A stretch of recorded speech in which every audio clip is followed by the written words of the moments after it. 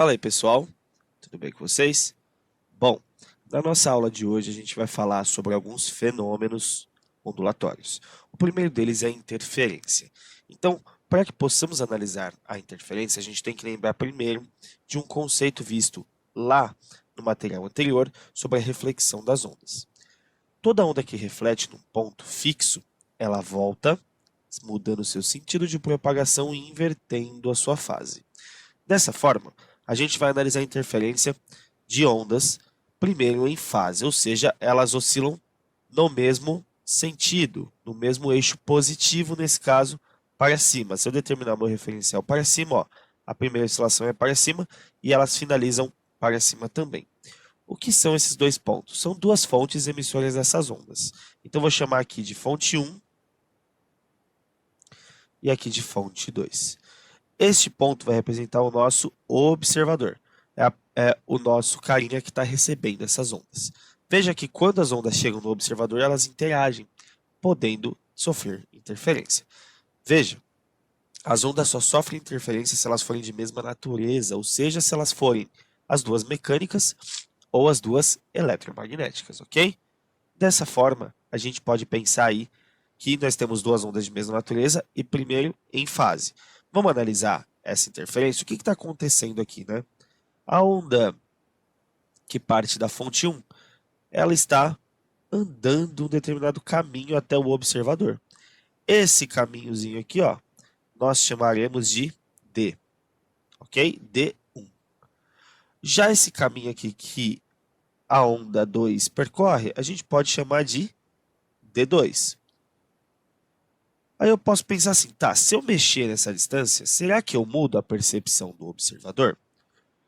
Veja, quando eu analiso a diferença dessas duas distâncias, eu vou analisar a diferença em módulo, tá, gente? Em módulo porque só me importa o valor absoluto. Então, quando eu analiso D1 menos D2, eu vou chamar essa diferença aqui de D. O que eu tenho? Eu tenho as mesmas distâncias, então esse valor dá 0, beleza? Agora, vamos fazer um experimento. Vamos pegar essa fonte 1 e vamos colocar ela um pouquinho mais longe. Vamos colocar ela um pouquinho mais longe. Então, o que eu vou fazer? Eu vou andar com essa fonte um pouquinho mais, tá? Mas eu ainda vou deixar as ondas em fase. Então, eu tenho que andar até aqui, mais ou menos, né? Para que continue em fase, no caso. Então, andei até ali, belezinha?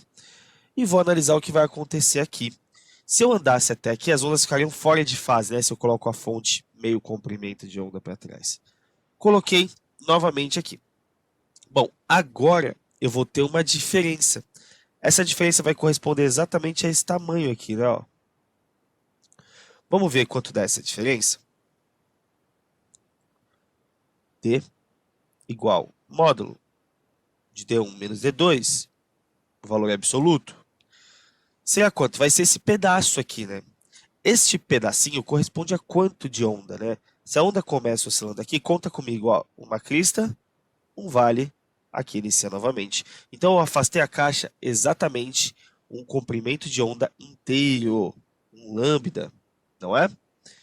Legal, o que eu vou fazer? Vou afastar mais um pouco e deixando em fase. Então, eu não posso parar aqui, né? Tem que colocar aqui, mais ou menos, ok? E vou analisar de novo. Agora eu vou ter uma nova diferença que vai corresponder a tudo isso aqui, né? Esse pedacinho mais esse aqui. Vamos escrever aqui como fica, ó. D igual a módulo D1 menos D2. Isso vai me dar quanto aqui agora, né? Antes eu tinha um comprimento de onda, agora eu tenho mais um. Então eu tenho 2 lambdas, né?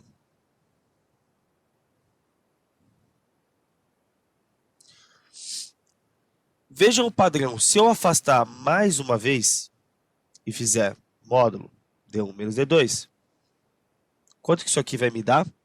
Eu vou afastar mais um comprimento, vai me dar 3 lambdas, né? Então, o que eu estou fazendo no geral? Se eu analisar esse padrão, eu estou indo de lambda em lambda com as ondas em fase. Portanto, quando as ondas estão em fase, e eu afasto exatamente um valor para que elas continuem em fase, quando as ondas chegam aqui, elas possuem a mesma fase. Então, quando elas estão na mesma fase, as amplitudes vão se somar. A soma das amplitudes vai me dar o que eu chamo de interferência construtiva. Então, veja, consigo generalizar essa expressão, né? Por quê? Ó, o meu D, que é a distância, ele pode ser calculado como?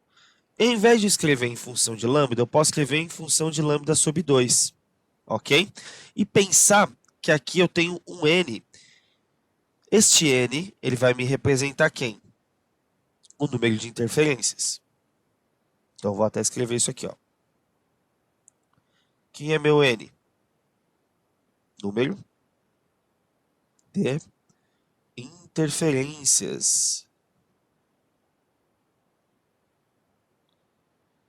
Então, perceba o seguinte, no caso do que eu estava colocando aqui. Com as ondas em fase, ao afastar um comprimento de onda, eu continuei com ela em fase. Então, no final, essa amplitude bate com essa amplitude, certo? E aí eu tenho uma amplitude grandona. Isso constrói a amplitude da onda. A gente chama de interferência construtiva, né?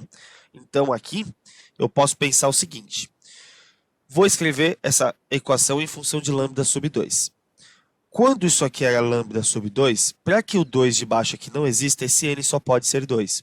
Então, quando eu afastei pela primeira vez, eu fiz com que a onda sofresse uma interferência construtiva, cujo n vale 2. Afastei mais um pouquinho. Agora aqui sobrou um 2, e o meu 2 aqui de baixo não existe. Então, aqui com certeza tem que ser 4, porque 4 dividido por 2 é 2. Veja, então meu segundo n é 4. Se eu for contando, e aqui vai ser 6, né? Eu vou ver que esse n são sempre números pares. Então, ondas em fase. Quando a interferência é construtiva, quando as amplitudes são somadas, vou escrever isso aqui até de outra cor para você lembrar, tá? Então, quando a interferência é construtiva com as ondas em fase, eu posso afirmar que o n colocado ali, são estritamente números pares, não é? Números pares. E se a interferência for destrutiva? Significa que eu estou destruindo a amplitude da minha onda, né? Significa que, ao passo que uma amplitude está por cima, a outra está por baixo. E aí, quando eu somo essa amplitude, se forem iguais, claro, é nula. Ou vai reduzir muito o som. Portanto, eu teria que ter afastado, ao invés de um comprimento de onda todo, metade. Então, o n serão aqui números ímpares.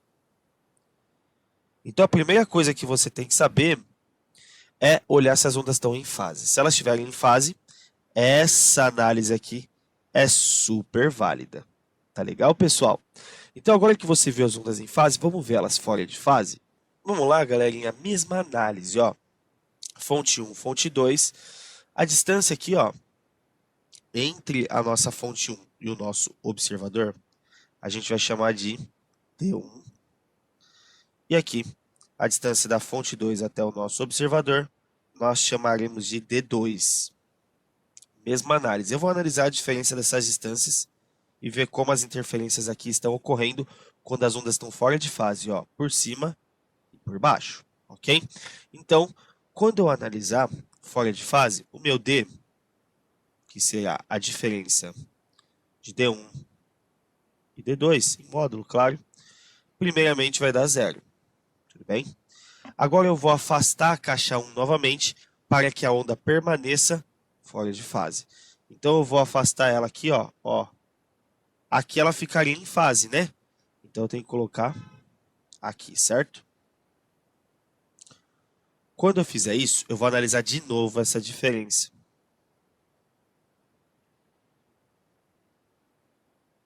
O que estava acontecendo antes, né? Esta amplitude, no final, somava-se com essa. E no final de tudo, se as amplitudes são iguais, o som era destruído. Afastei de novo, agora essa amplitude soma com essa.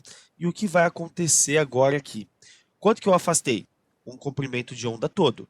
Mas a interferência está sendo destrutiva, né? Destrutiva. Porque aqui está por cima e aqui está por baixo. Quando eu somo, anula, né? Então, eu vou afastar mais um pouquinho. Afastei mais um lambda todo. Quando eu olhar a diferença D1 menos D2, isso aqui vai estar dando, ó, um lambda inteiro, 2 lambdas, 2 comprimentos de onda. E aí, segue o padrão, né? Se eu afastar mais, para que permaneça com interferência destrutiva, eu vou ter 3 lambdas e tudo mais. Veja que agora inverteu, né? Se eu generalizo essa expressão para D igual a N vezes lambda sobre 2, por que aqui dá lambda na primeira interferência destrutiva? O meu N tem que ser 2. Então agora meus números pares, aqui vai ser 2, aqui o N vai ser 4, aqui vai ser 6. Lembra que eu estou dividindo por 2, né? O meu número de interferências, o meu N agora, serão números pares para interferências destrutivas. Então, aqui na nossa análise, eu vou colocar assim, ó, quando o N for par, eu terei interferências destrutivas nesse caso, né? Quando o meu N for impar, que seria eu afastar aqui meio comprimento de onda, meu N seria 1, eu teria duas ondas aqui, ó, por baixo, teria interferência construtiva. Então, quando meu N é ímpar, eu teria interferências construtivas. Portanto, toma cuidado. Primeira coisa que você faz numa questão de interferência de ondas é olhar sempre no enunciado se as ondas estão em fase ou fora de fase. Dependendo de como elas estiverem, eu vou ter aí análise com os N's, com o número de interferências diferente. Tudo bem? Então, toma cuidado. Em suma, interferência quando as ondas interagem de mesma natureza, podendo construir ou destruir a amplitude dessa onda. Tá legal? O D é a distância, é dado em metros, e o lambda também. Então, são valores que serão pedidos a vocês aí durante a resolução das questões. Beleza? Vamos dar uma olhadinha em mais um fenômeno? Olha a ressonância, galera. Vamos entender bem esse fenômeno, tá?